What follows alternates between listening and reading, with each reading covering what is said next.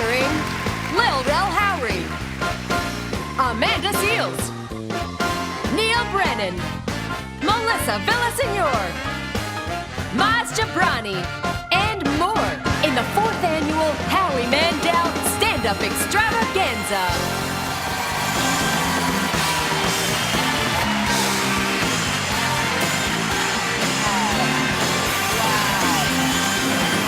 And now, please welcome the new owner of Just for Laughs, Howie Mandel. Thank you. Wow. Thank you. Montreal.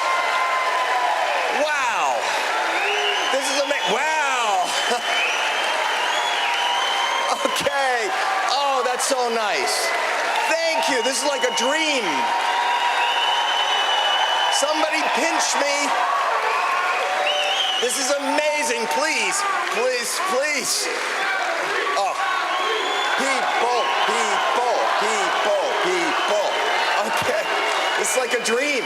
I feel like I'm in a dream. I do. This doesn't feel real. I gotta tell you, it doesn't feel real. I always say this. First of all, it's great to come home. It's great to be in Canada. But even more importantly, as a comedian, this is the epicenter of everything comedy. This is it, JFL, and now I'm one of the owners. It's so weird. It's like a dream. But the thing about it is, before I start the show and I gotta tell you how I feel about this. I mean, it's like a dream. Last night, I haven't slept a wink. I am so tired. I was up all night. I flew in last night. I was walking the streets. I was looking at the shows. And I went to my room and I couldn't sleep and I'm rolling. And 5:30 this morning is the first time I fell asleep. And then, okay, I'll tell you this. So I'm sleeping. I had a weird dream. I did. I had a dream that I had to go to the bathroom really badly, but I could not find the men's room. And I'm looking and I'm looking and I'm looking, and it was too late, and I peed all over myself. Wait. And then I wake up and I'm lying in the bed, in my bed, and I'm soaked. And the bed is soaked, and I realized dreams do come true.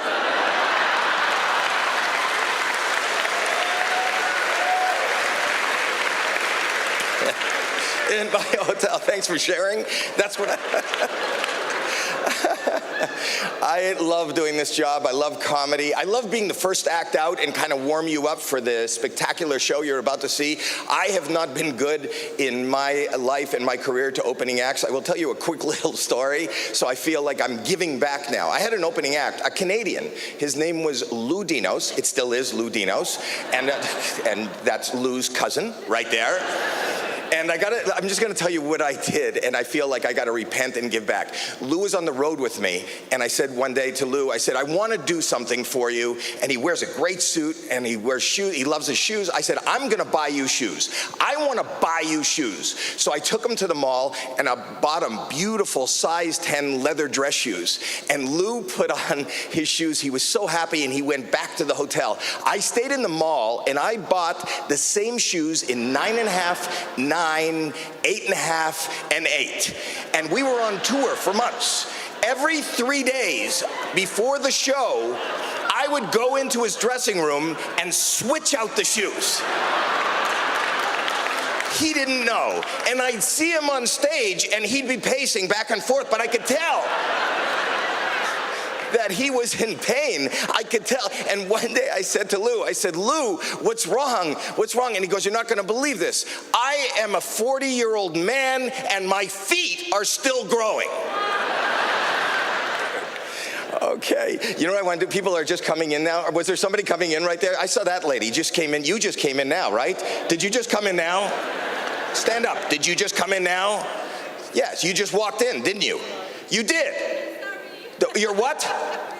You're really sorry? Well, let me tell you something. As the new owner, you missed it, I'm the new owner. It is important for me. I have two jobs. One is I want to keep this festival at the level it is at. And two, which is probably one, I want to make it more profitable than it is. So right now, as we stand here, I am announcing late fees.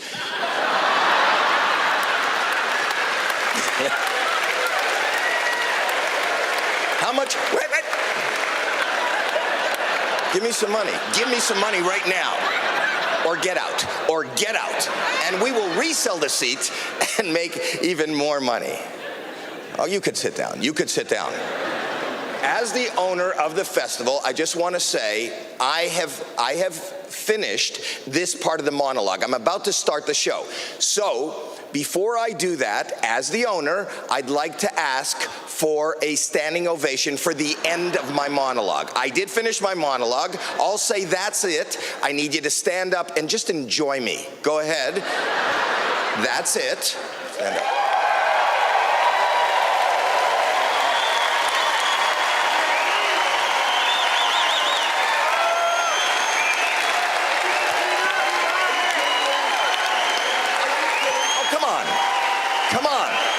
Come on, sit down, please, sit down. That's not necessary. And one more thing before I start the show, I'm talking to the producers, I'm talking to the editor, I'm talking to the network. Please edit out the part where I said, as owner, I am asking people to stand up. I'm doing my job. This is so much fun being an owner, but what is more fun is watching great comedy, which is about to begin right now. This comic says she's kind, but I'll tell you something, she's not necessarily nice. Like how backstage she told me, she goes, "Howie, you look really great for your age." That's not nice. Please welcome Amanda Seales.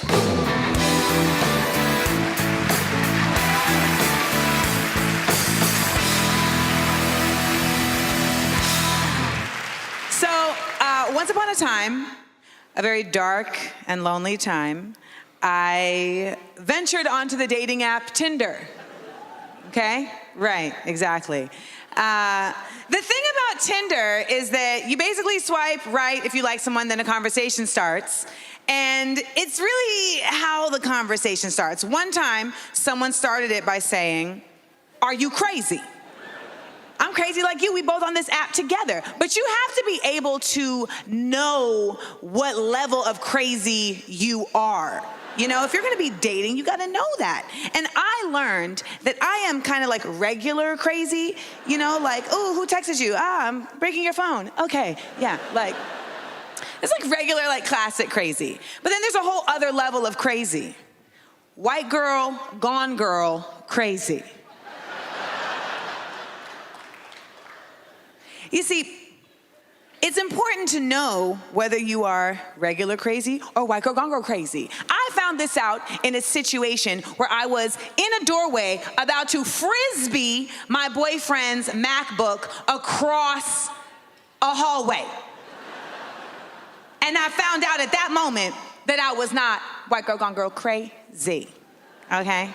You see, I knew in that moment that I wasn't white girl, gone girl crazy because I had been taken to a place, all right? See, men, you don't understand. You can take us to a place that we've never been before. It's a place of crazy that you're always surprised that happens. It's like you take us in the car, we get in the car, we ride with you willingly, and then we show up to crazy and you get out and you're like, "I don't know how we got here."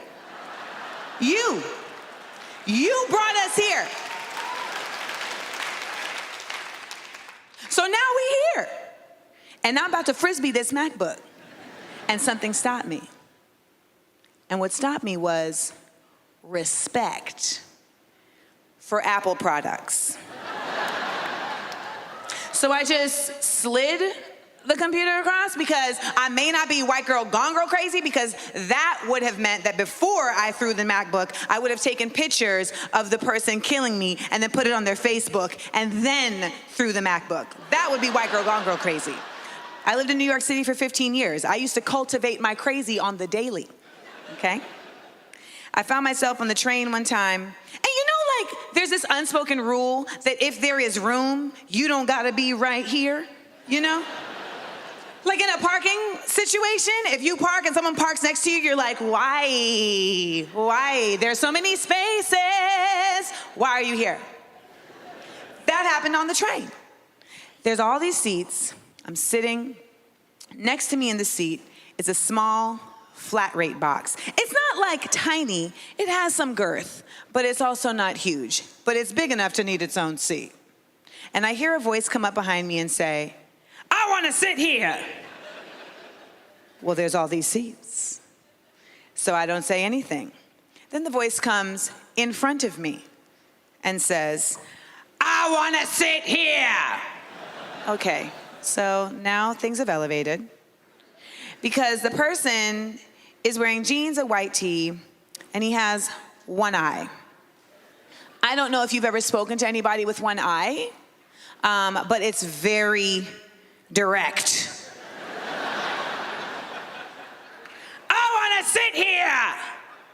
So I meet him where he came at me, and I said, you can't sit here. And so now we're both in the movie A Color Purple, all right? We're speaking from the cotton. It's very deep, okay? And now he's just like really angry about not sitting there. And I'm thinking this is gonna blow over until he reaches down, picks up the box, and starts hitting me with the box. Now, I don't know if you've been hit with a box, but it takes about 3 hits to know you're being hit with a box. So it's like 1, 2, I'm being hit with a box. And then you have to bounce back. So now I bounce back and we're wrestling with the box. We're wrestling with the box. And I remembered something, y'all. I'm a ninja. Sometimes skills just come up when you don't even expect it. It's like moms who pick up a car when their child is trapped. And all of a sudden I just, boom, kicked him. He falls back. Onto a bunch of people who up until that point didn't notice that I was being beat with the box. Next thing I know, 3 white guys come from the back of the train with dreadlocks. Don't do that. They look like they had interrupted their hacky sack to come to my rescue. And they're like, hey bro, hey man, she just wants to sit by herself, man. He's like, I wanna sit here, I wanna sit here. And I realized, guys, the only way to challenge this crazy is to handle it head on. See, there's 2 ways to deal with crazy. Either get really calm or get crazier. So I mustered my best Gandalf. And I told him, you will not sit here!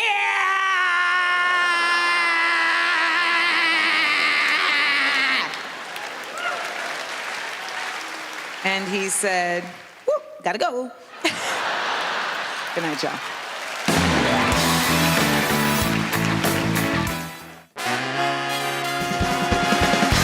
This comedian has roasted politicians at the White House, is a founding member of the Axis of Evil comedy tour, and has a new Netflix special called Immigrant. Please welcome the guy who's real familiar with airport security pat-downs. Please welcome Maz Jobrani. Maz.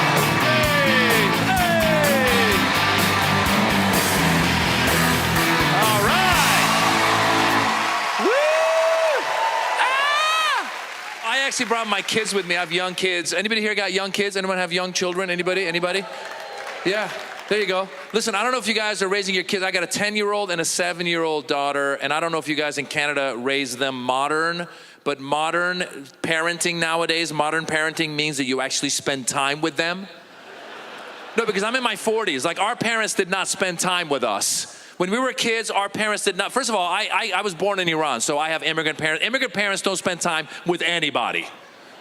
Immigrant parents, once they get you to America, they feel their job is done. As soon as we landed, my parents, ready, go. Land of opportunity, you're on your own. We'll see you at graduation, you better be a doctor.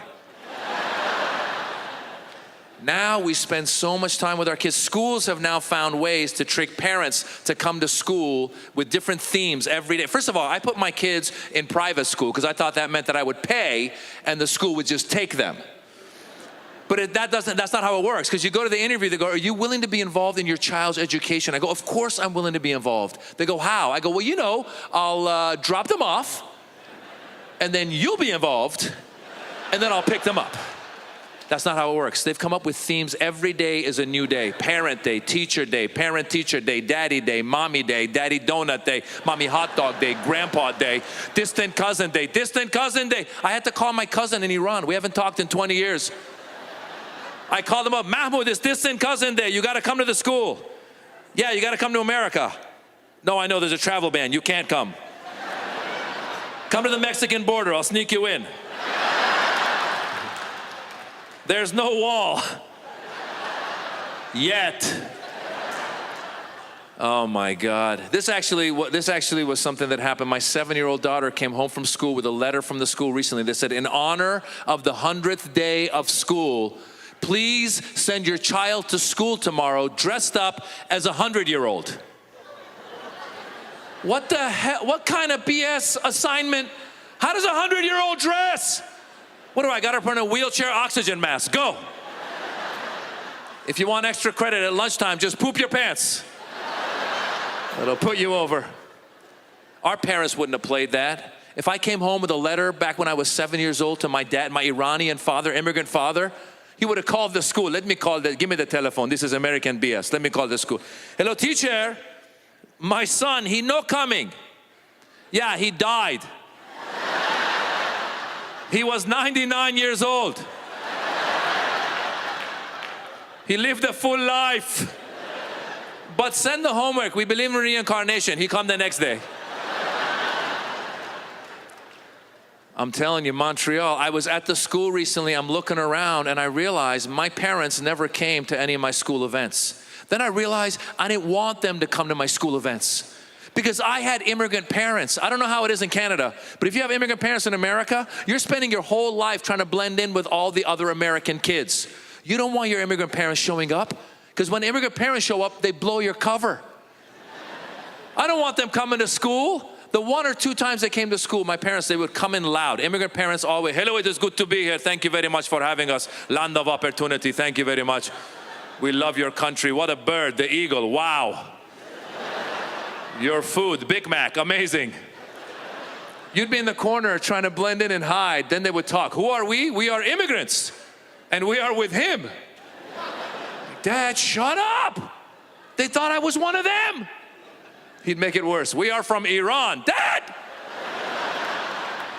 Nobody likes Iran. They thought we were Greek. I've been eating yogurt all week. I got a yeast infection. Guys, this is 40 years ago in America, nobody liked Iran. Still, nobody likes Iran. Iran has been in every travel ban the Trump administration has put out. 1.0, 2.0, 3.0. First of all, they put a new travel ban out every 3 months like it's an iPhone update. I can't wait till they come up with travel ban X like the iPhone X. Maybe it'll come with facial recognition. You just ban yourself. Oh crap, I'm not getting in. Now you guys are smart in Canada. You've been following it. Travel ban 1.0, 2.0. The complaint was they were all Muslim countries. So people said it's a Muslim ban. So the Trump administration wanted to show how not anti-Muslim they are. So for travel ban 3.0, they added 3 new countries to show how not anti-Muslim they are. They added North Korea. I didn't know they were coming. I've never met a North Korean in 40 years in America. I've never met a Korean and be like, you're from the South? No, I am from the North. I've never met that. But now I guess they really can't come. They also added Venezuelan diplomats. So not the whole country, just 10 dudes from Venezuela. They can't come. And then they added Chad, which I thought was some guy. I was watching the news. I go, what did Chad do? Turns out Chad is a Muslim country in Africa. Chad does not sound like the name of a Muslim country. Chad sounds like a Muslim country trying to pretend not to be a Muslim country. Right? It's like, hi, we are Chad. Hanging out in Africa, near Egypt and Nigeria. I mean, Eric and Nick. And let me tell you something. This is something that happened in the US. Some immigrants actually voted for Trump because they wanted fewer taxes. They ended up with fewer relatives. These things happen. I actually was doing a show in Houston during the elections, and I said that Trump is anti-immigrant, and there was a Lebanese guy who got upset at me. He goes, Maz, he's not anti-immigrant, he's anti-illegal immigrant. I go, oh, you're legal? Yes, I am. I go, where are you from? Lebanon. I go, what's your name? He goes, Hossein. I go, good luck to you, Hossein. And it's true, because now Trump wants to go after legal immigration. He wants to decrease legal immigration into America. And one of the things that they say they may want to use for immigration into America, there might be an English aptitude test to get into America, which means there might be a spelling test to get into America, which means there's going to be a lot of people coming from India because they always win the spelling bees. The next time you're going through airport security in America, you're going to see an Indian guy standing there. I would gladly spell the word ubiquitous for the green card, the visa, and the grand prize. Guys, I'm Maz Jobrani. Thank you, Montreal.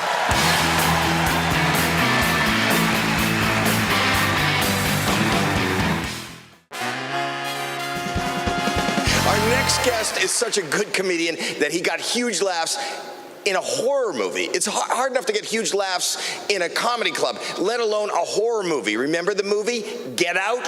One of my favorite. Please welcome Lil Rel Howery.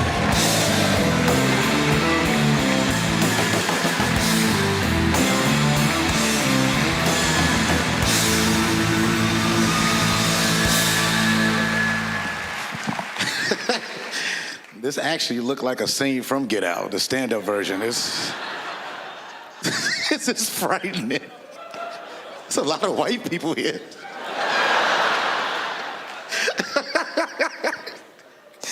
I'm sorry, that's just for me. Y'all don't realize how scary this just looked.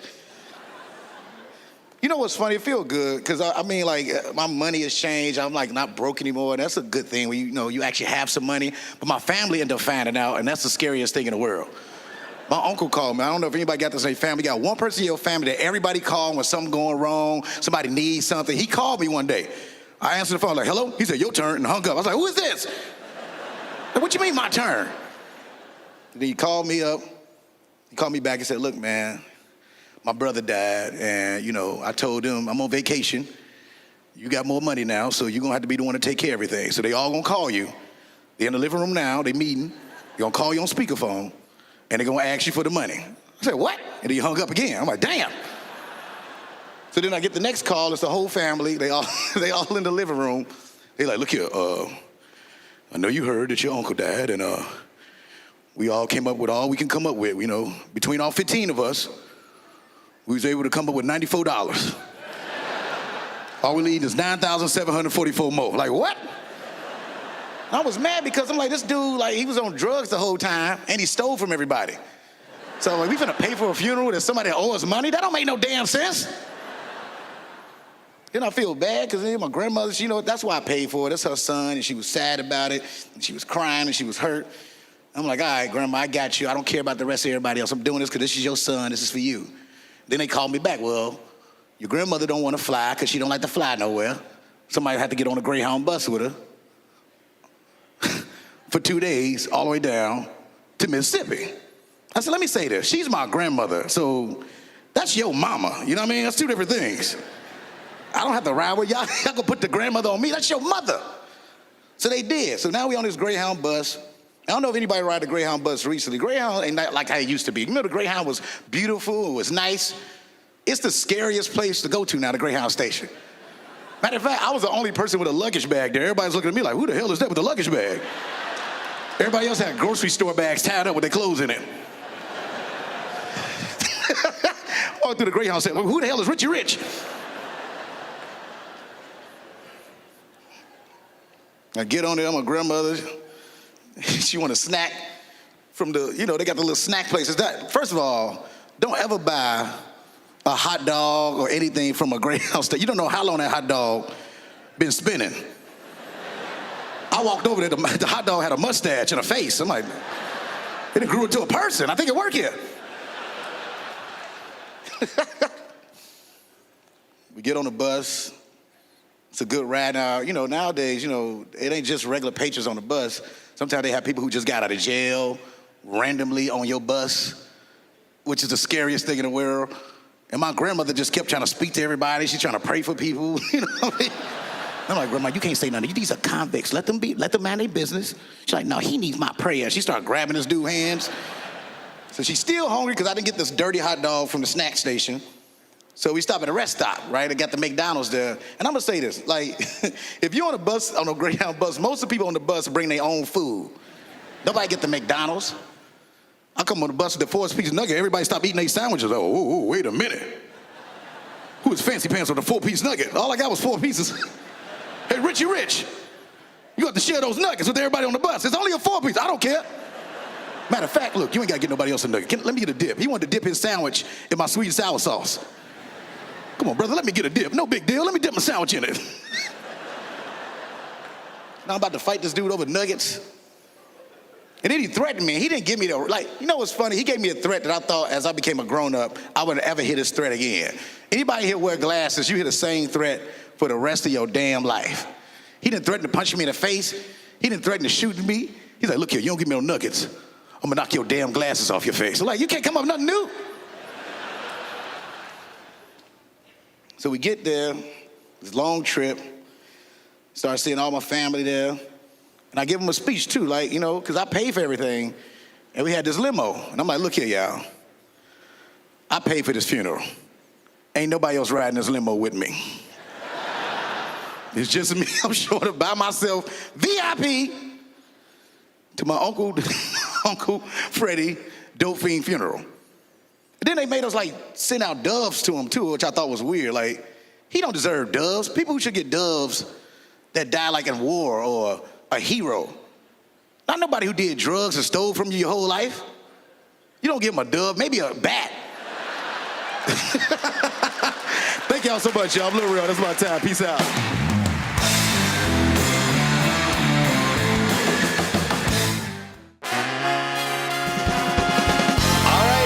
Special is called 45 Jokes About My Dead Dad. It was originally called 46 Jokes About My Dead Dad, but focus groups said that she just crossed the line. So please welcome Lori Kilmartin.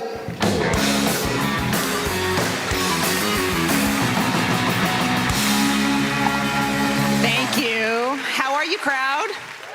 Good? I am a single mother. Thank you. I'm actually hoping to lose custody of my son. If you guys could notify the authorities of that joke, I would really appreciate it. My son is 11 years old now. I can't believe he's already 11. I remember when he was so tiny, he fit on the front steps of a Catholic church. Just kept leaving him there. I was on a date recently with a guy, and he goes, just so you know, I'm not ready to be a stepdad yet. And I was like, that's okay, I'm actually not looking for a stepdad tonight. If anything, I'm looking for this month's uncle. That's all the relationship I can handle. And that's what I tell my son too. I never tell my son, oh, this is mom's boyfriend. I always tell my son, oh, honey, this is your uncle. And then when I break up with a guy, I tell my son, oh, honey, your uncle died. I live with my son, obviously, and also a couple months ago, my 81-year-old mother moved in with me. It's temporary because she's 81. That's not really a joke, that's a prayer to God. Please, do your job. My mom wears a DNR bracelet, a do not resuscitate bracelet. I put it on her. She can't get it off. I hear her trying at night. Gnawing. Good luck, Mom. Dentures don't cut. The reason my mom moved in with me is a couple of years ago, my dad, my beloved father, passed away. And I don't know if anyone here has lost a parent yet. I'm sure many of you have. It's really tough to lose a parent. It's even tougher if you were hoping to lose the other parent first. Yeah, we all have favorites, okay? And I'm not the only one who felt that way. My dad's last words to me were, ha ha, she's your problem now. Yeah, he knew. He knew what he did. My son loves YouTube. He has a YouTube channel, he makes videos, and I can tell you right now, they are awful.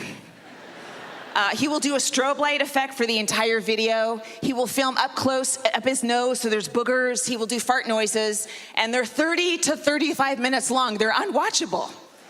So he ended one of his videos recently by going like this, which I know sounds disturbing, but you've got to believe me, it's the best work he's ever done. I was like, finally, you, the director, have captured what I, the audience, was feeling at that exact moment. I, too, wanted to end my life. Thank you for hearing me. Well, it turns out I'm not the only one who watches my kids' videos. So does his school. They panicked. They apparently tried to call me 5 times that day. Now, they couldn't reach me because I blocked the school's number last year. The principal was stalking me. So they freaked out and they called the police. And that night, 3 police officers came to my house for a wellness check. And I had no idea why. They said, "We need to see a video your son posted today." So I pulled it up. Now, in retrospect, I could have fast forwarded to the very end of the video, because that's what they wanted to see. But instead, I made the cops watch all 32 minutes of strobe lights and boogers and fart noises. And by the time we got to the end, all 3 cops had their actual guns at their temples. I talked them down, and then I introduced my son to his newest uncles.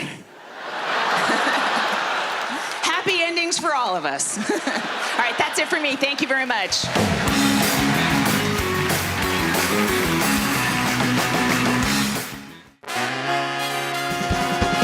Is everybody having a good time?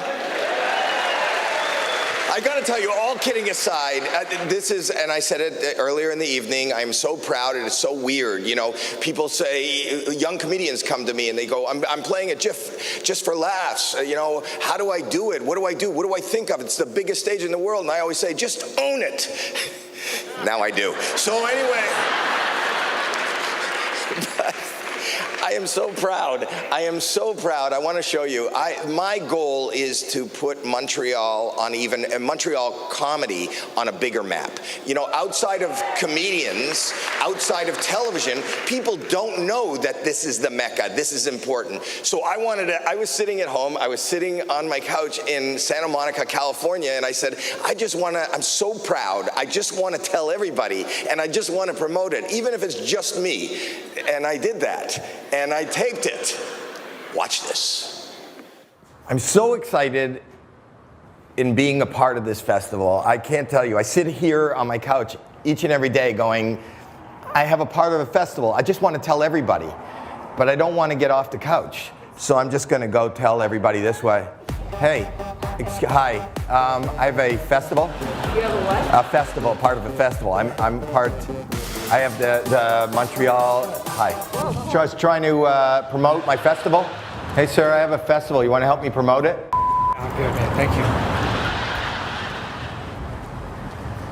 How may I help you? I don't want to order. I just want to talk about the festival. How may I help you? I've got a festival. Pardon me? No, I'm just telling them about I have a festival. I want to know. I want everybody to come to Montreal to the festival. I'm saying that I got that Just for Laughs, the Just for Laughs festival. Hello. How may I help you? Yeah, I'm one of the owners of the festival, of the Just for Laughs festival.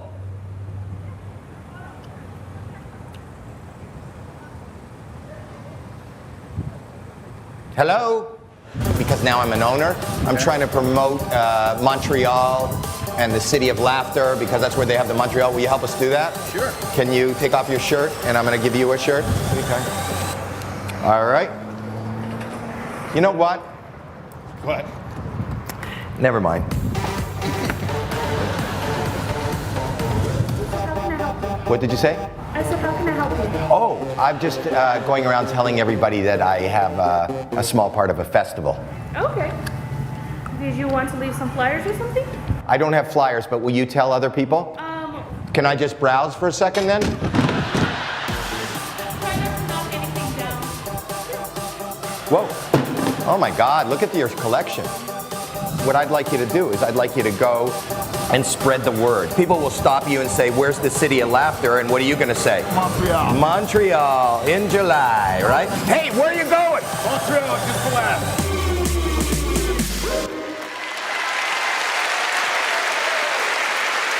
Thank you. So everybody in a 2-city block now knows. How cool is that? I'm showing you some of the other behind-the-scenes things I do. What is important? Branding. And I thought, hey, I'm new here.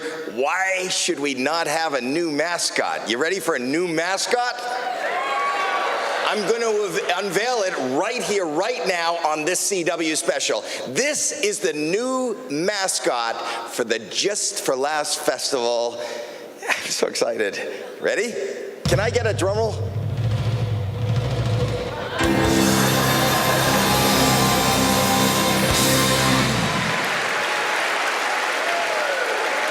What do you think?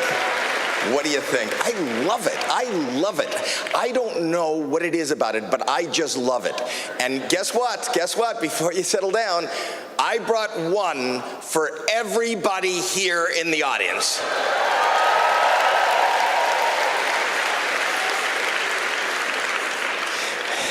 This is the one that I brought. So I'm going to need you to just, enjoy it and pass it. Don't spend too much time with it because there's a big audience and I only have one. Okay. So pass it along, enjoy it. That's how you enjoy it? There, oh, yeah, hold me. There you go. Oh, that's great. All right, it is time to continue with the show. You having a good time? Here we go. Okay, our next comedian is currently on Saturday Night Live, but I will always remember her as the hilarious impressionist who blew my socks off on America's Got Talent. Please welcome Melissa Villaseñor.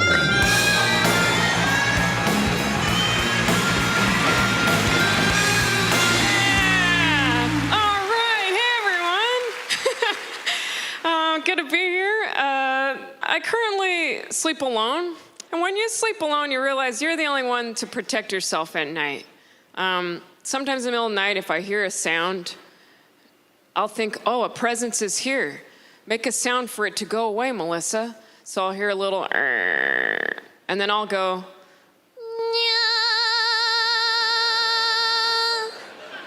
that'll show them. I like to play video games, and I came up with a defense mechanism. When I walk alone at night and I feel like someone's following me, I just like to pretend I'm a Sim. Remember the Sims video game? Because that'll scare them off. Just go, so wow, su, wow, be wow, hey, so, wow.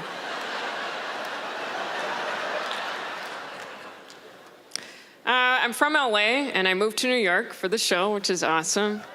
But when I moved to New York, there's these guys called brokers that they open the apartment and show you the place.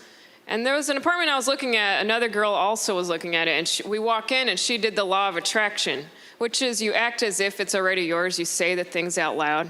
You know, she walks in, she goes, oh, yes, I could see us living here. My boyfriend and I, our bed right here. Look at these cupboards. We could put all our plates and cups in when we have guests over. Oh, that's great. Oh, and in that corner there, I could put our little chair. That is great. And I was like, darn it. That was my plan. I was going to say everything I own out loud and act as if this place was mine.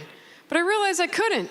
I couldn't say the stuff I own. It's just weird. Couldn't walk in and be like, yes, I could put my anime stuffed animals over here. I could put my ramen in this cupboard. I don't need these other cupboards. And in that corner there, I could put my chair where I have meltdowns in. I hang out a lot alone, but I do a lot of voices, so I'm never really alone. A lot of friends. Something I used to do when I had Facebook, I used to love reading people's statuses with voices to crack myself up. I'd just be in bed scrolling through that news feed, and I would have a blast. Just got engaged. Bye. Don't give up, single ladies. You're Prince Charming. Shut it, Tiffany. Just passed my science final. Meet me at the bar to celebrate. No one wants to go, you dork. Then I get that nice essay status, the big chunk. I turn off all the lights, light a few candles, and read it as Gandalf. Last year, I was in a very dark place. All my friends got married and got raises in their jobs, while I lost my job and my wife. Read more. So I wanted to end it there, jump off a cliff. But something changed this year for me. I found happiness because I joined CrossFit. I eat kale every day, and I've been on Tinder getting very lucky. So know this, you too can be happy as I am. You guys can try that out. Sure.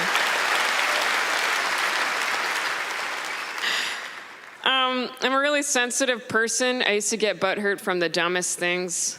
Like, do you ever get people that look at you and say, you know who you remind me of? You look like this girl out there. You sound, dress, look exactly like her. It's crazy. That would always break me. Like, well, if someone's better at being me, then why should I exist, right? So what I used to do is I used to change up my face a bit, hoping they forget how I look like to them. And they go, you know who you remind me of?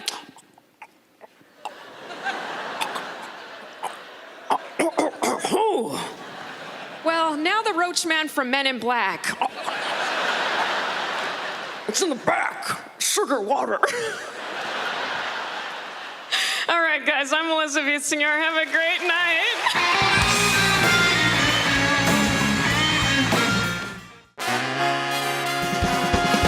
This next comic grew up the youngest of 10 kids. And tonight, for the first time in a long time, he will not be wearing hand-me-downs. So we're all really excited. Please put your hands together and enjoy the comedy stylings of Neil Brennan.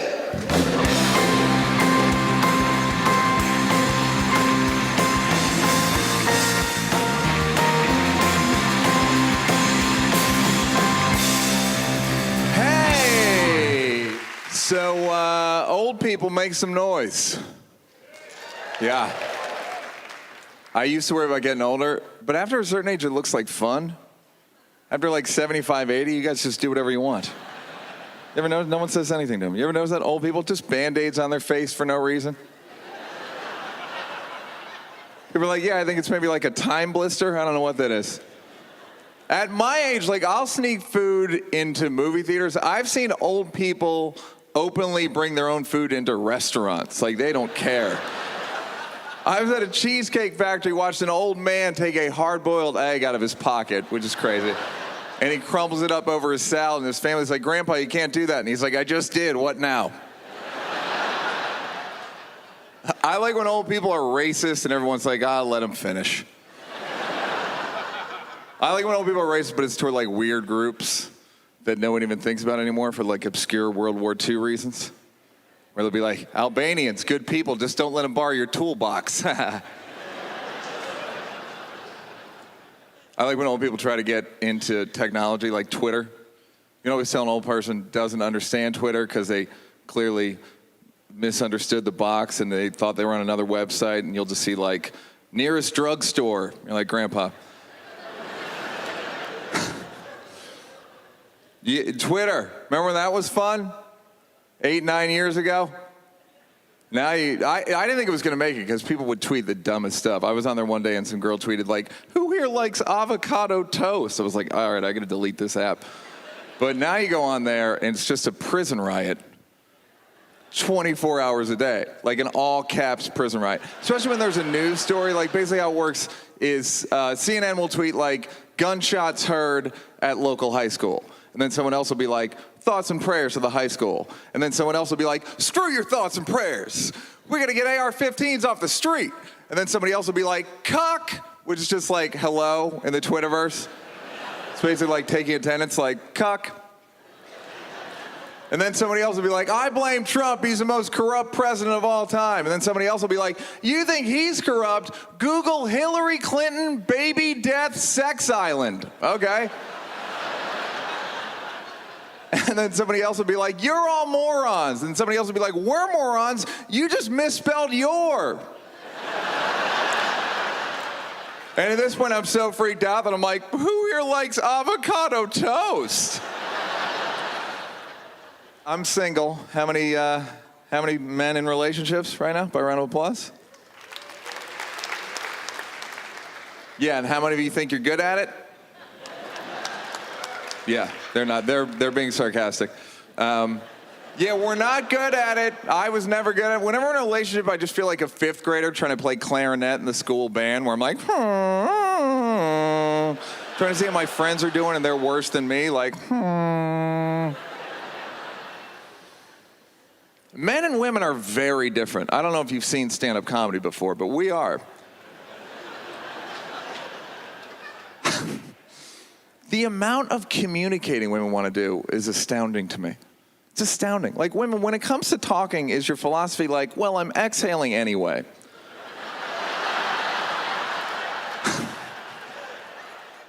Whenever I have a girlfriend, I run out of stuff to say within like 10 minutes. Fellas, you ever have that thing happen where you run out of you run out of things to say, and then you remember something you thought of earlier in the day but knew not to say it, but then you panic and say it anyway? Or I'll be like, what else? What else? Hey, babe, you know there's a girl at work with the same butt as you. Why did I just say that?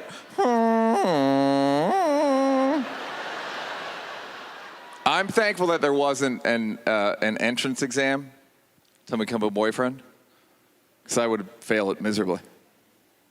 Miserably. One would come back in with the results and be like, all right, Neil, we're not going to pass you, because there's a few areas in which you did not do well. One of them was listening. Question was, if you were watching basketball on TV and your girlfriend wanted to talk to you, how would you handle it? We were looking for something like I'd turn the TV off and ask her what was going on with her, but you wrote down, I'd turn the TV up and say, I can't talk right now, babe. It's the first quarter, which is one of the most important quarters. Neil, you also did poorly in conflict resolution. The question was, if your girlfriend had a serious issue with something you did, how would you deal with it? And you wrote down, I'd think of a time she did something similar and say, see, bitch, now we're even. Thank you.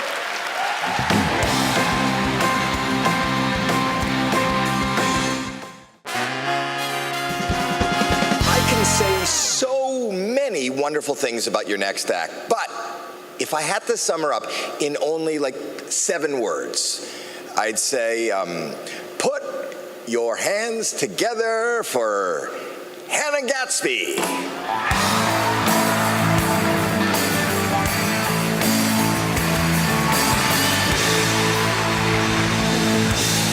Oh, yeah. Yeah. G'day. Oh. I'm from Australia. That doesn't deserve a response, but thank you. It's nice to be here. I haven't been going so well back home. I've been getting a bit of negative feedback from my people, the lesbians. They're not happy with my work of late, and I've been getting a bit of negative feedback. And if there is something my people love, it is giving a bit of feedback. We're not shy. We'll let you know why you're upsetting everybody. But I had this spokesperson, one of our spokespeople, self-appointed, we all are, approached me straight after a show to give me a bit of feedback. And if there is a good time to give me a bit of feedback, it is straight after a show. I love that time. That is definitely when my skin is at its thickest. I love it. Yes, please. Listening ears on. Oh. She came up to me after a show and she said, I was very disappointed in your show this year, Hannah. This year. That got me. I thought, oh no, she's been on this assignment for a while. The problem, she said, I don't think there was enough lesbian content. I said, you know, I was on stage the whole time. I was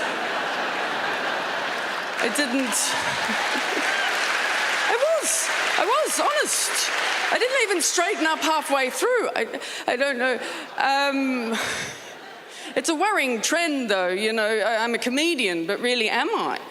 You know, what sort of comedian can't even make the lesbians laugh? Love how tense that makes a room.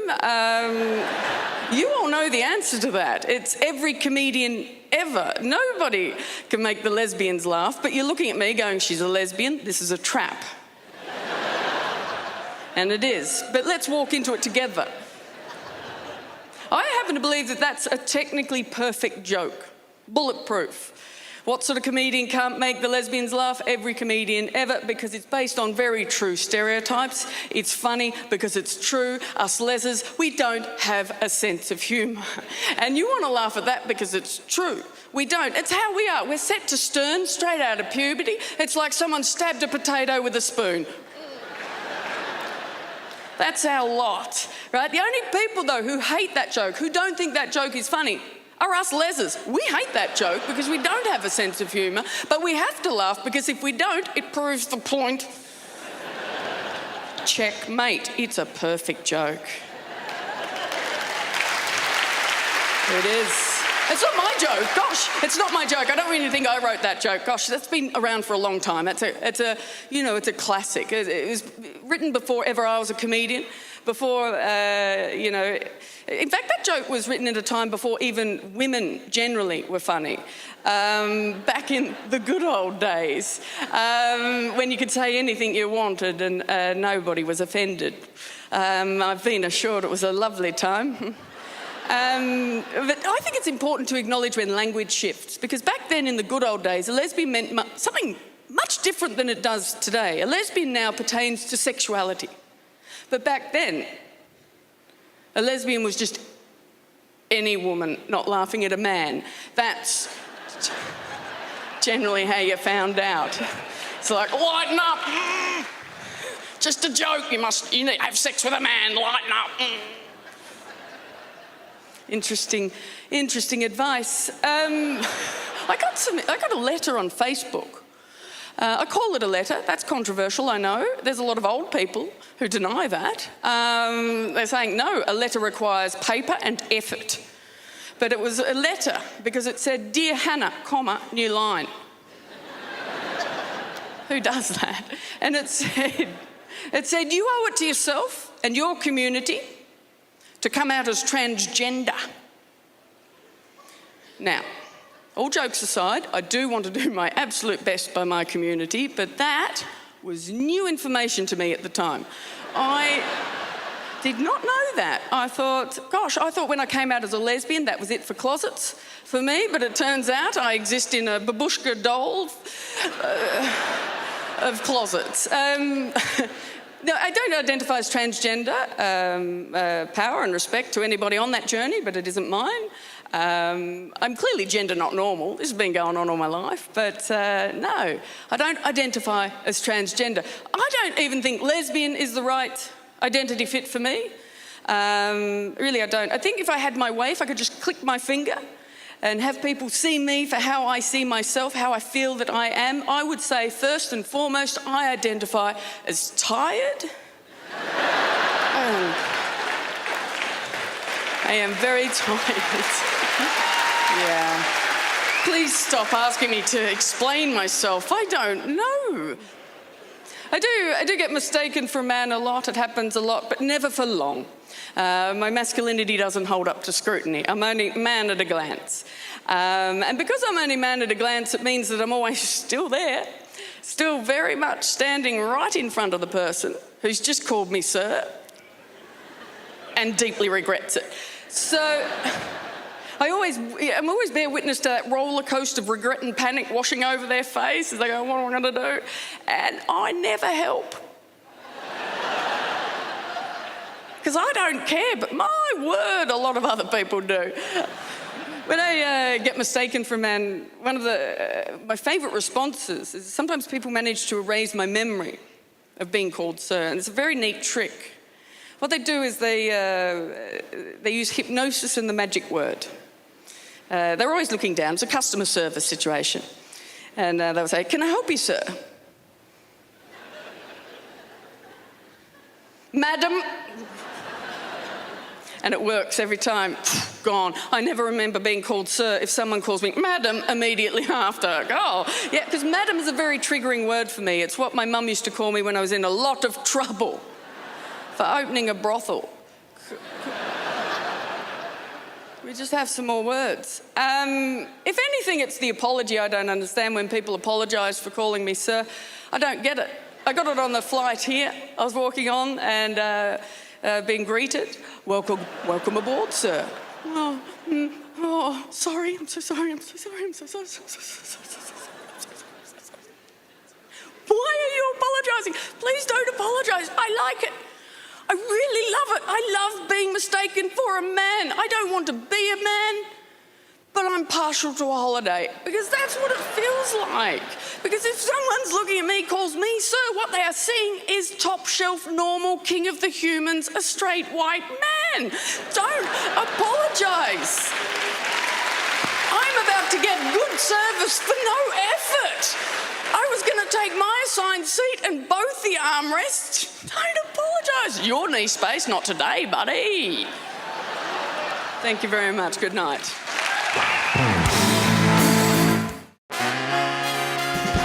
Okay, the New York Times called our next act one of the country's strongest comedians. Strongest. And just to prove it, he's going to give you all a piggyback home. Please welcome Gary Goldman. Gary.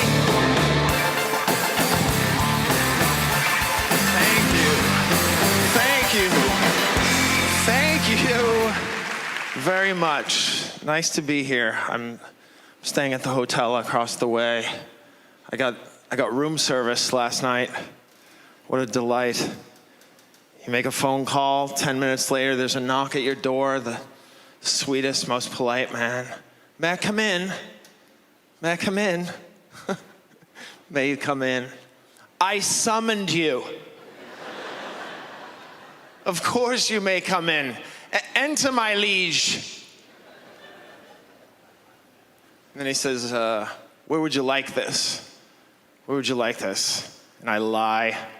I lie every time. So just place it at the desk. You put it at the desk where I manage my correspondence. The desk where I write my letters, sitting upright. That's where I'll eat my dinner. One of these times I'd love to tell the truth. Where would you like this? All right, here's what's gonna happen. I'm gonna dive back into the bed and pull the covers up to my chin. I want you to delicately place the tray on my tummy.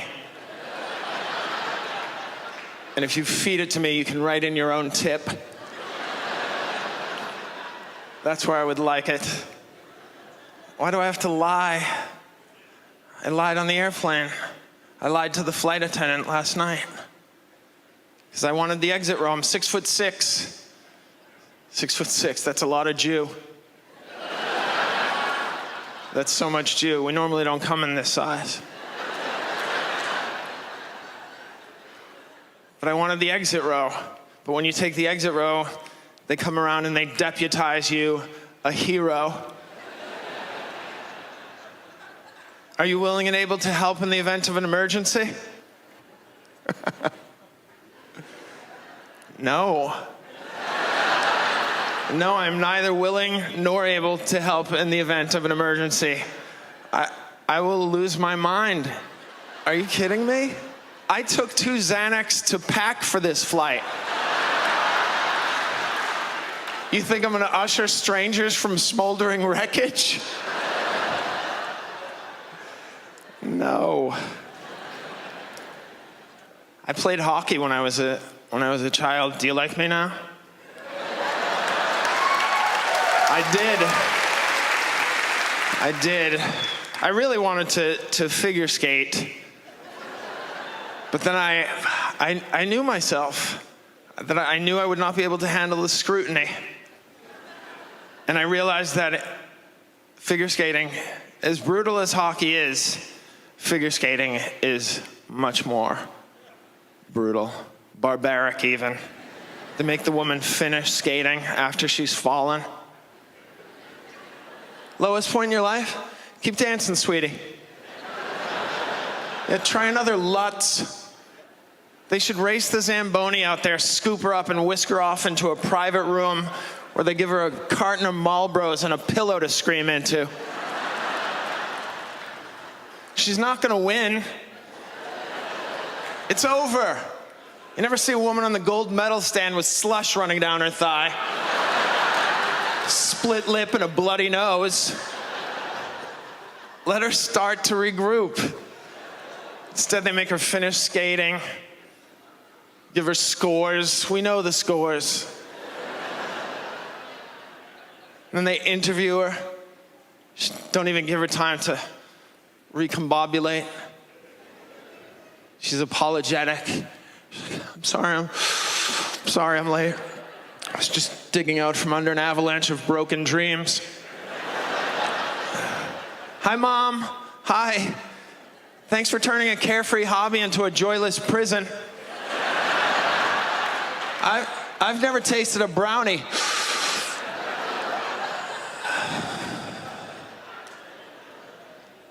Christina, why do you think you fell?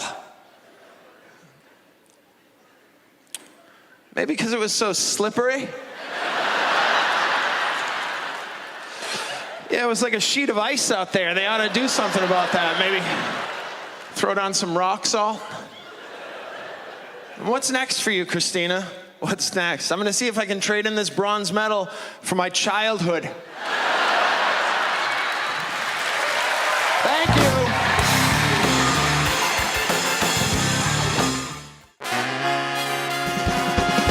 Hey, our next guest has performed on stage alongside Martin Sheen and Meryl Streep, but I'm pretty sure Meeting Me will top that, because I'm the owner. Please welcome Erica Rhodes.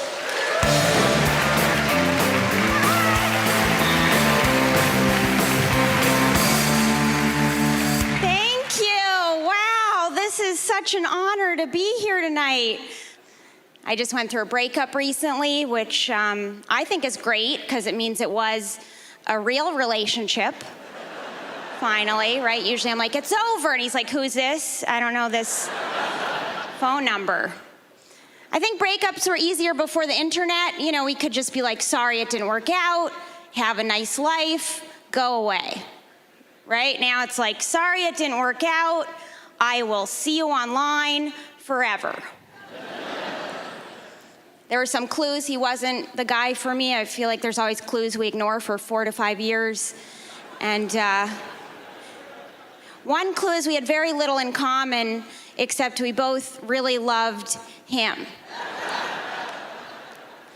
Like one time, I swear he actually said this once. He said, I love you more than you love me because I love myself so much. You need to love yourself more so that you can love me more. And I was like, actually, I think we both need to love you less, because the more I love you, the more I hate myself for loving a guy who loves himself so much. Our breakup was interesting because he was a little competitive with me. That was one of our problems. And one time, out of the blue, he just said, you know, you're not smarter than me. And I was like, it's actually smarter than I am. And then he said, well, between you and I finished college and you didn't. And I was like, it's actually between you and me. And then he said, you and I are done. And I was like, you got that one right.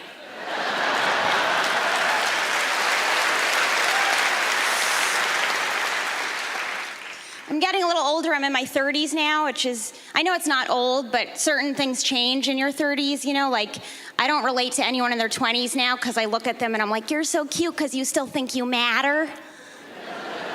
The rest of your life, it's just a really long journey where you find out you matter less and less and less every day, and then you die.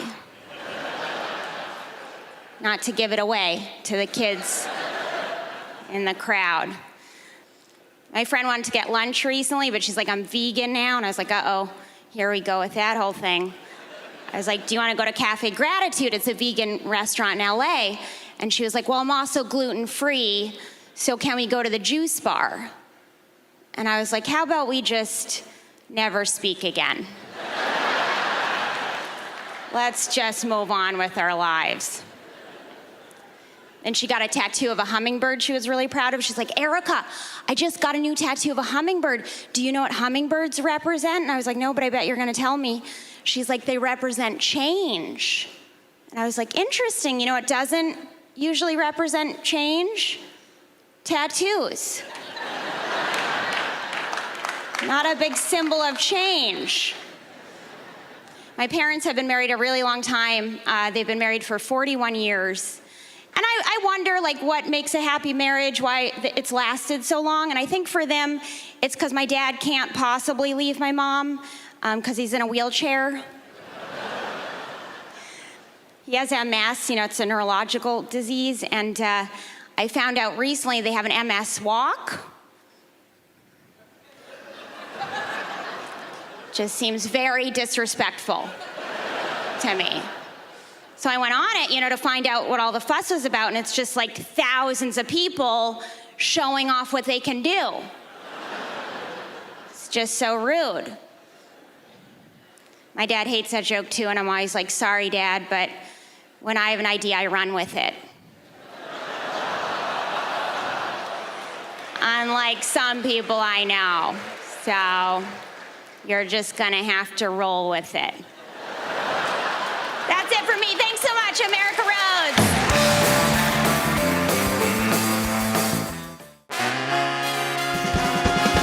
All right, this next comic is known for his hilarious prank phone calls. And if there's any millennials, a phone call is like when you FaceTime, but your camera's broken. Please welcome Roy Wood Jr.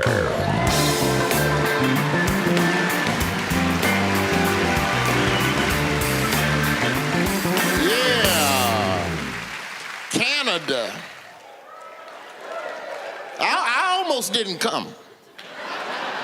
Be real with you. I'm scared to leave America. You know, you leave America now, they might not let you back in. You got to leave America the same way you do a nightclub when you stepping out to smoke a cigarette. You got to go to customs and talk to the bouncer real quick. Hey, man, you gonna be here when I get back? I'm going to Canada real quick to make a phone call. I'm gonna be right back. Here's the problem with immigration. Like, first and foremost, you shouldn't have to learn the language of the place you choose to live. I think that's highly overrated. Talking to people is a stressful experience. And it's better when you don't understand. It's better. I try to fake it every day. I try to fake not understanding strangers. I don't want to talk. Hey, do you know which way to go? Because here's the thing, we demand that people learn the language. That's what they say. You need to learn the language. If you're gonna live here, you need to learn the language. Learn the language, why? To talk to who? All we do is ignore each other. All social media has done is made us less social. You wanna talk to people and they should learn the language. When you walk every day, you walk past fluent speaking people who speak the same language as you and you don't say a damn thing to them. Because you'd rather mind your damn business. That's how we live now. People get on the elevator. Do you talk to them? No. You can't even make friends for 11 seconds. 11 seconds. That's all you have to do is fake being interested in another human being, and you can't do it. You press your button and you stare at the wall like a drone.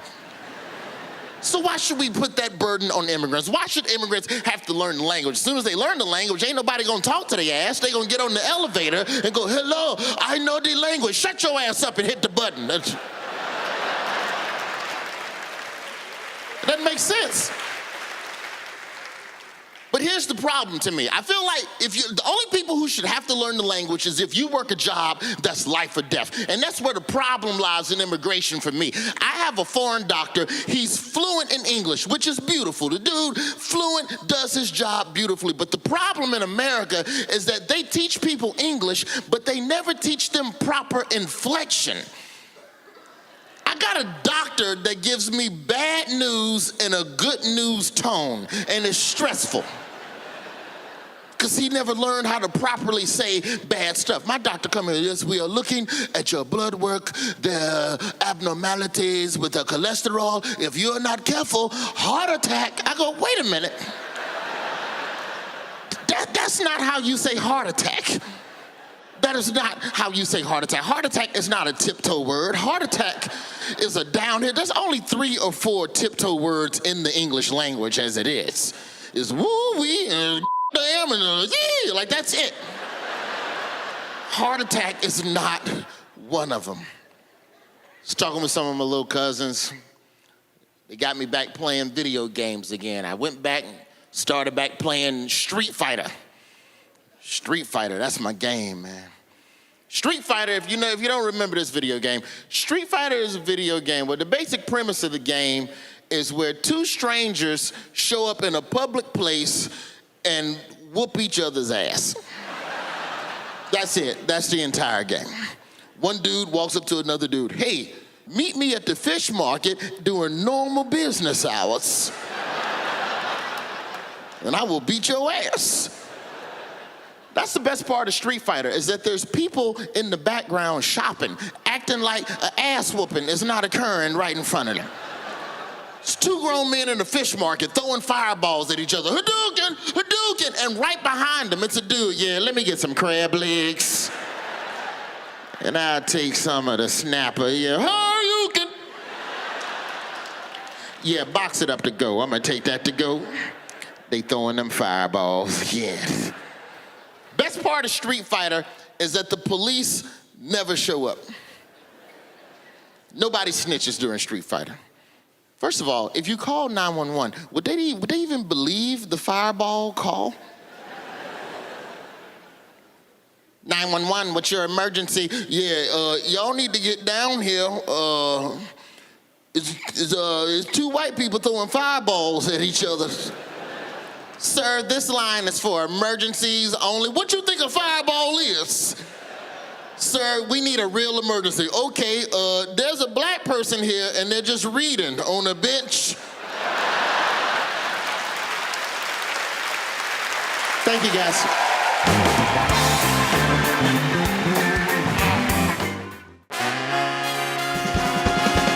All right, the next duo is a musical comedy act that performs with a ukulele and a guitar. And after traveling the world together, one of them wished she'd called dibs on the ukulele. All right, please welcome Garfunkel and Oates.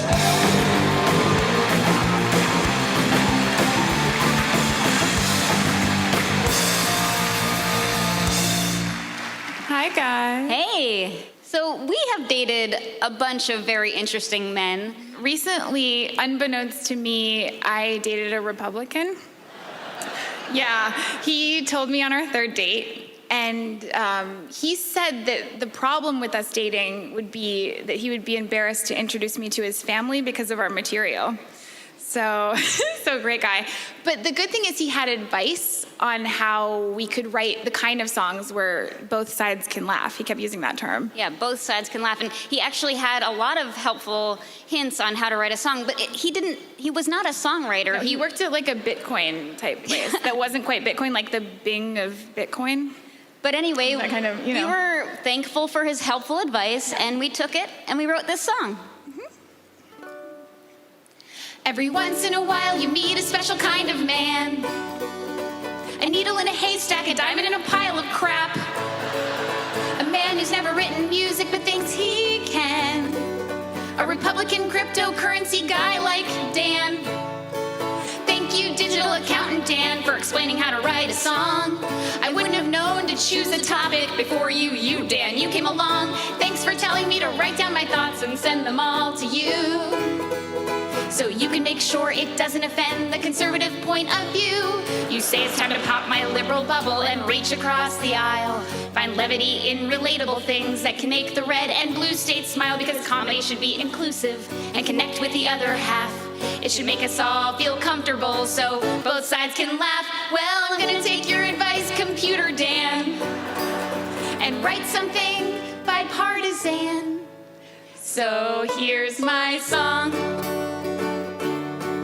Don't you hate it when you're liberal and you're stuck in traffic? Now I'm late for my big meeting. Don't you hate it when you're conservative and your in-laws are here? Oh, brother, what's your mother gonna say? Don't you hate it when you're liberal and you lose your glasses? How can I find my glasses without my glasses? Or when you're a conservative and your gun control policies enable constant, senseless, devastating mass shootings. Isn't it great when both sides can laugh? Ha ha ha ha ha ha ha ha ha. We're really not that different. We should come together as one with easy, pleasing, breezy jokes. You know, comedy can just be fun. So let's all get together and embrace the other half with this song where both sides can laugh. Don't you hate it when you're liberal and a song's in your head? Maureen, I'm not a theater person. Or when you're a conservative and your podcast won't load, it'll only play an ad from Blue Apron. Don't you hate it when you're liberal and you can't stop crying? Boo-hoo, I want civil rights. Or when you're a conservative and your woman-grabbing liar threatens nuclear annihilation on Twitter.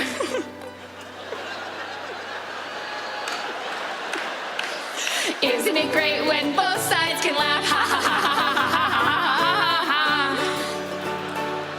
In this time of political turmoil, I should ignore it and be polite. It's more comfortable for all of us if I don't choose between left and wrong.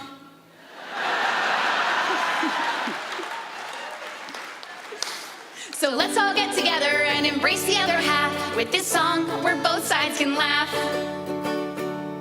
If I want a ceasefire to transpire, stop preaching to the whiny lefty choir, embrace the climate change denier, give every joke a qualifier with harmless, responsible comedy where we all feel good about our choices, that recognizes everyone as equally valid political voices. Comedians should be on the medians and put a premium on obedience. Be through with mental acuity, find unity through ambiguity. All this complaining, exaggerating is actually just exacerbating the futility and hypocrisy of the left-wing aristocracy. Let go of the same old blue shtick. Stop trying to skew it. I sound like a mouthy shrew chick. Acoustic music is psychotherapeutic. I need to get a clue quick. If I want to accrue new YouTube clicks, subdue this taboo stuff I spew. Find a new, more palatable point of view. But you underestimated me because I don't look like the enemy. My tentacles are venom-y. A musical comedy, sea anemone. And I should say that it's okay, that no matter the cost, you want your little pistol, or it's fine you voted for Voldemort. As long as your reasons were purely fiscal. Oh, you're just greedy. I didn't realize. That's fine. So let's all get together and embrace the other half with this song where both sides can laugh. So what do you think, Dan? How did I do? I can't believe I used to write songs that had a point of view. Being general is always better for comedy, it's true. Thank God for you, Dan. Thank only Christian God for you. Thanks, everybody. You guys.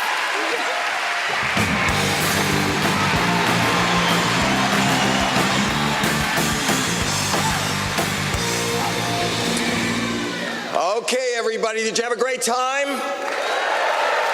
So did we. Was this great? I can't tell you how thrilled I am to be a small part of this, I think, the most exciting comedy event in the world. I want to thank you, the audience. I want to thank Montreal. I want to thank Canada. I want to thank the CW. Continue supporting this. This is our 36th year. It just keeps getting bigger and better. And until next year, good night. Thank you.